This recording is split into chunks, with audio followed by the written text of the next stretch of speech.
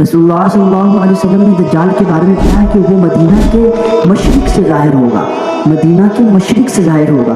اگر ہم مدینہ کے مشرق کی طرف دیکھیں تو مدینہ کے مشرق کی طرف یہ ہمارا علاقہ بنتا ہے، میں آپ کو دکھا رہا ہوں، مدینہ کے مشرق کی طرف پاکستان بنتا ہے۔ اور ایک اور روایت میں آتا ہے کہ دجال خراسان سے ظاہر ہوگا۔ اب یہ خراسان سے ظاہر ہونا اور مدینہ کے مشرق سے ظاہر ہونا یہ احادیث میں آتا ہے۔ اب مدینہ کے مشرق کے اندر کون سی جگہ آتی ہے؟ ایک مرتبہ رسول اللہ صلی اللہ علیہ وسلم نے صحابہ اکرام صلی اللہ علیہ اجمعین کو جمع کیا اور دجال کے بارے میں صحابہ کو بتایا، اور تمیم داری رضی اللہ تعالیٰ عنہ اس مسجد میں موجود تھے، اور رسول اللہ صلی اللہ علیہ وسلم نے تمیم داری سے پورا واقعہ بیان کرنے کو کہا۔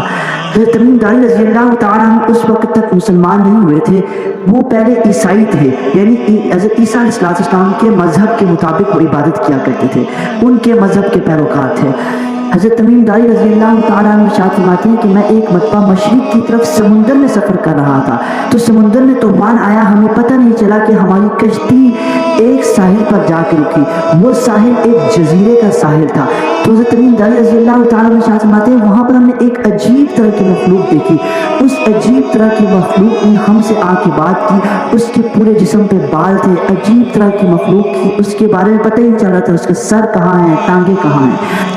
ہم نے اس سے پوچھا کہ آپ کون ہیں؟ اس نے کہا آپ میرے بارے میں چھوڑیں، آپ جائیں، وہاں پر آپ کوئی شخص انتظار کر رہا ہے۔ تو حضرت تمیم داری رضی اللہ تعالیٰ عنہ ارشاد فرماتے ہیں کہ ہم وہاں پر گئے، ہم نے وہاں پر جا کے دیکھا ایک لمبا سا انسان ہے جو زنجیروں میں جکڑا ہوا ہے۔ تو ہم نے اس سے پوچھا کہ تم کون ہو؟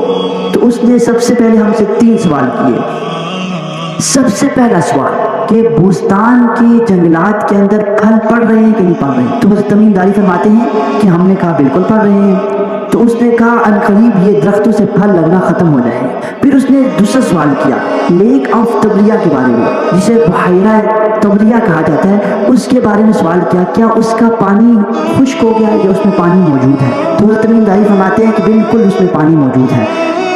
تو وہ کہنے لگا وہ بھی ختم ہو جائے گا۔ پھر اس نے آخر میں امی نبی کے بارے میں پوچھا، یعنی رسول اللہ صلی اللہ علیہ وسلم کے بارے میں، اور کہنے لگا کہ بتائیں کہ وہ امی نبی آ چکے ہیں یا نہیں آئے، انہوں نے نبوت کا دعویٰ کر دیا کہ نہیں کیا؟ تو تمیم داری وہاں پہ فرما رہے تھے کہ میں نے کہا بالکل، وہ مکہ سے نکل کر مدینہ میں چلے گئے۔ تو وہ لمبا ترنگا انسان خوش ہو گیا، اس نے کہا اب میرا آزاد ہونے کا ٹائم جلدی آ گیا، اب میں جلدی آزاد ہو جاؤں گا۔ جب تمیم داری نے یہ ساری بات کی، اس وقت رسول اللہ صلی اللہ علیہ وسلم نے ارشاد فرمایا جو آپ کو بلانے کے لیے آئی تھی عجیب سی مخلوق، وہ جساسہ تھی۔ اس عجیب سی مخلوق نے جس کے پاس آپ کو بھیجا، وہ عجیب سی مخلوق دجال تھی۔ وہ دجال زنجیروں میں جکڑا ہوا ہے۔ قیامت کے قریب ایک زمانہ آئے گا جب اس کو رہا کیا جائے گا اور یہ پوری دنیا میں فساد پھیلائے گا، اور یہ 40 دن دنیا میں رہے گا، اور اس کا ایک دن 1 سال کے برابر ہوگا، اور پھر دوسرا دن 1 مہینے کے برابر ہوگا، اور تیسرا دن اس کا 1 ہفتے کے برابر ہوگا، اور باقی جو اس کے دن ہوں گے وہ باقی دن عام دنوں کی طرح ہوں گے۔ یہ 40 دن رہے گا، اور دنیا میں کوئی ایسی بستی نہیں ہوگی، کوئی ایسا شہر نہیں ہوگا جہاں پہ وہ نہیں جائے گا، اپنا فتنہ نہیں پھیلائے گا، اپنا فساد نہیں پھیلائے گا، ہر جگہ پہ جا کے اپنا فساد پھیلائے گا سوائے مدینہ منورہ کے۔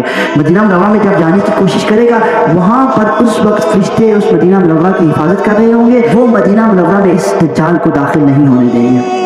آپ اندازہ کریں دجال کا فتنہ اتنا سخت فتنہ ہے۔ صدیقہ کائنات طیبہ طاہرہ رضی اللہ تعالیٰ عنہ سے روایت ہے، اور رسول اللہ صلی اللہ علیہ وسلم سے پوچھا یا رسول اللہ جب دجال آئے گا تو کیا نشانی ہوگی؟ حضور نے فرمایا جب دجال آئے گا اس سے 3 سال پہلے خاک پڑ جائے گا، بھوک کا عالم ہوگا، بہت سے لوگ بھوکے ہو جائیں گے، بارشیں آسمان سے نازل نہیں ہوں گی، زمین بنجر ہو جائے گی۔ اس وقت اس کے 3 سال کے بعد دجال کا ظہور ہوگا، اور پھر دجال، آپ خود سوچے انسان اتنا بھوکا ہوگا، اس وقت دجال کا ظہور ہوگا۔ دجال کو اللہ رب العزت نے ایسی طاقت دی ہوگی کہ وہ مردوں کو زندہ کرے گا، آسمان کا حکم کرے گا، آسمان بارش برسائے گا، اتنا سخت فتنہ ہوگا۔ اب میں آپ کو بتاتا ہوں اس فتنے سے بچنے کا راستہ کیا ہے۔ اس فتنے سے بچنے کا راستہ یہ ہے کہ ہمیں چاہیے کہ ہم سورۃ الکہف کا اہتمام کریں۔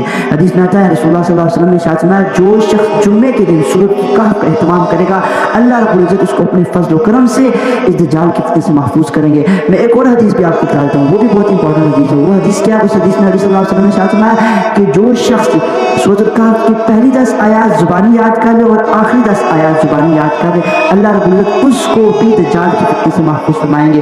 और मैं आखिर में एक बात और भी बता दूं आपको, दज्जाल के फितने में सबसे ज्यादा मुब्तला होने वाली औरतें होंगी। अल्लाह रब्बुल इज्जत हम सबको दज्जाल के फितने से महफूज फरमाए।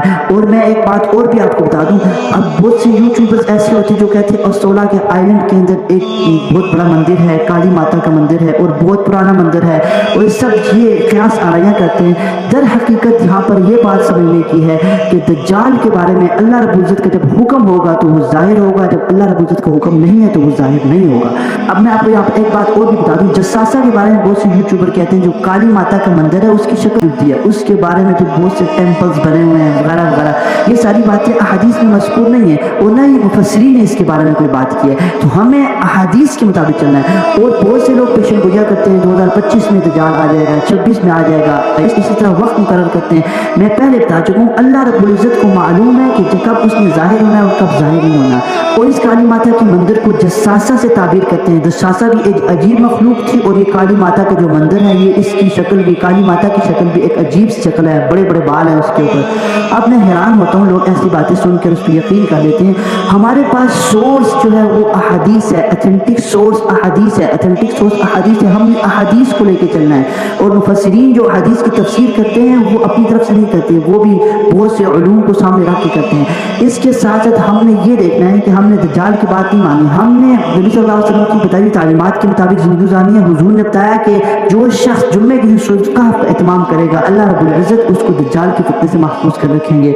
हमें बस इस चीज़ का ख्याल रखना है। अल्लाह रब्बुल इज्जत से दुआ है जो कुछ कहा सुना उस पर अमल करने की तौफीक अता फरमाए। और इसके साथ साथ अगर आपको मेरी वीडियो अच्छी लगी है आप मेरी वीडियो को लाइक भी करें, और अगर मेरे चैनल पर नए हैं तो मेरे चैनल को सब्सक्राइब भी कर दें और ज़्यादा से ज़्यादा इस वीडियो को शेयर करें। अगर आपके वीडियो शेयर करने की वजह से किसी को अच्छी बात पता चल जाएगी आपको बहुत ही ज़्यादा फायदा होगा।